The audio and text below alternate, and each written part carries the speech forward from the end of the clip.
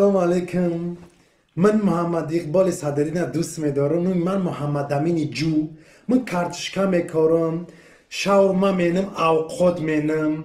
من در اروپا اومدم برای مخالفا رو برای شکم حرامم فقط اوقات کردم که یک کاسه اوقاتم بتن رفیقی مینم. ما امروز میخواهیم نامه سرکشاده از نام 20 نفر را به سمت شما برسانیم. میگذاریم سر نامه.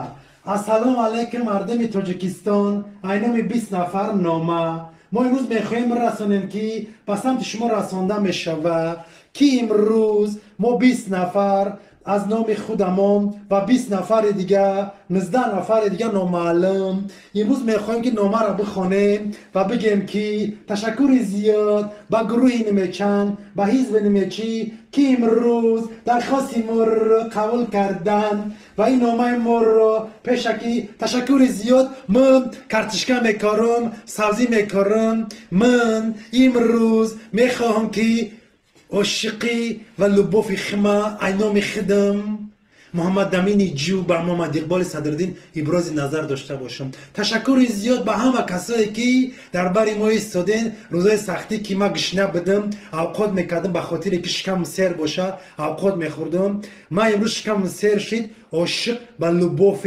محمد اقبال صدرالدین در زندگی باقی ماندم. کارتشکا میکاریم، سبزی میکاریم. تشکر زیاد. زنده باشین. استاد محمد اقبال صدرالدین با حرف گی کلون. نامه سرکشاده از نام 20 نفر با آخر رسید. تشکر زیاد.